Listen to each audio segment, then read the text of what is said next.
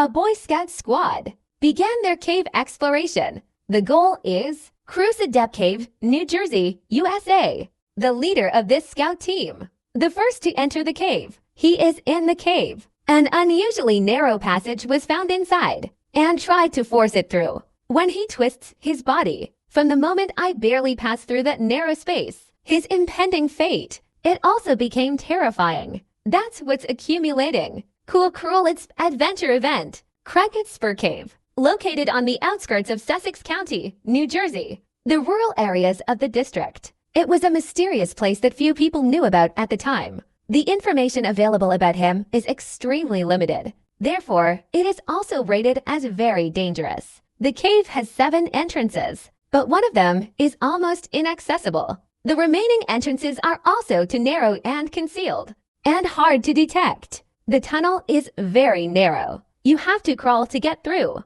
Some of them are vertical channels, extremely high but extremely narrow in width.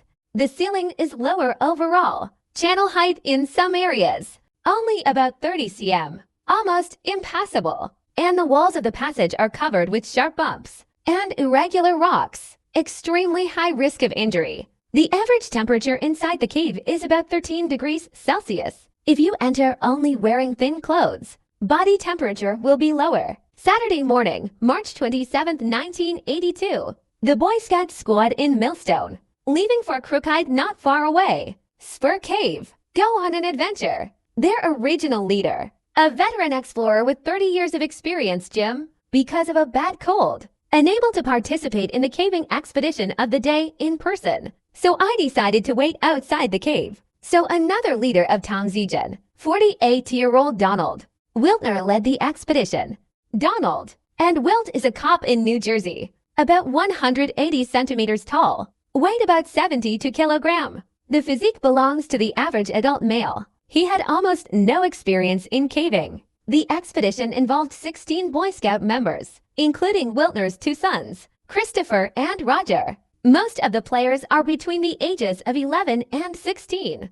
Donald is wearing a short-sleeved shirt, thin trousers, and rubber-soled boots. Start your expedition with just a flashlight. The Boy Scout team spread out the map at the entrance of the cave, examine the cave structure, and discuss which areas are at risk. Approaches should be avoided. They laid down the basic rules of exploration. Sworn actions are necessary in open areas.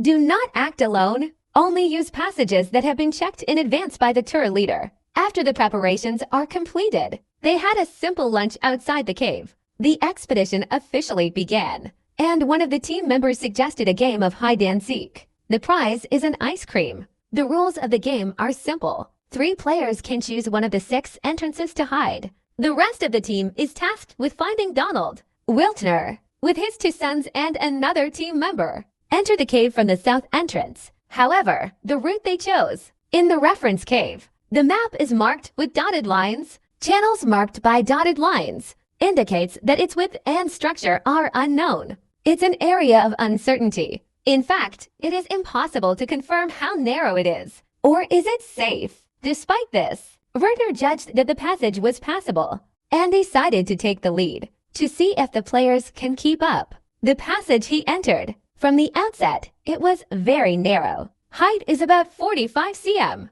The width is about 75 centimeters. You have to crawl on all 4s to get in. The ground is covered with mud, but it's this slippery mud. Instead, it made it a little easier for him to move forward. He crawls cautiously ahead, at the same time convey love to the sons behind. After about 10 minutes, Werner arrives at the dotted line on the map, the front end of the display area. And to see what's ahead, depress the body further. Dive into narrower crevices. This is the moment. The ground beneath his feet collapsed. He, along with the mud, together into the narrow space below. Although the depth of the fall is not large, but the hole is in the shape of a key. It gets narrower and narrower. His body was pushed further down by the mud.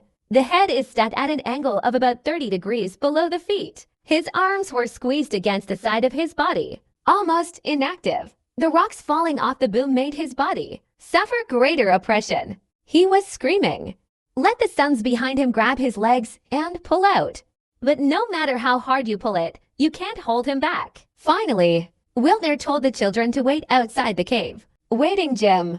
Jim, who received the news, immediately entered the cave, and they found Donald's legs. And do your best to pull him out. However, due to the continuous sliding of the rock protrusions, instead, his body was further stuck to death. The more you pull, the worse it gets. Jim realized that you can't do it alone. Immediately contacted the rescue team. At this point, the Donald can't move back or forth. 4 hours later, rescue teams arrive at the scene, entered the narrow cave.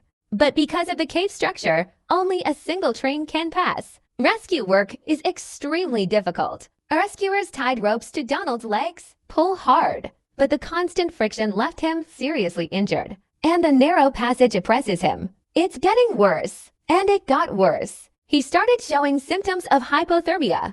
The speech begins to slur. Consciousness fades. The rescue team tried to get a hot water bottle close to his legs to maintain body temperature and keep talking to him, trying to maintain his consciousness. However, since his head is facing down, therefore, he was unable to provide him with food. But there is one possible hope. That's the other one in the cave. An extremely narrow passage connected to the location where he was trapped. Due to the extremely narrow passage, only body-type detainees can enter. Rescue team requested to smaller female caves. The assistance of explorers. They enter through another entrance, crawling through complex channels, and we got close to Donald's position. However, even if they extend their arms, it's still about 50 centimeters away from his head, still out of reach. Finally, attempts to pass on food or water also fall short. Empty Donald keeps that pose. It lasted about 36 hours, and the temperature inside the cave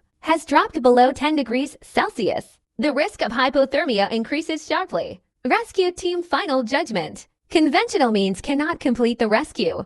Decided to use special equipment for rescue operations. Therefore, they initiated a desperate operation above the cave, trying to cut a tunnel from the ground.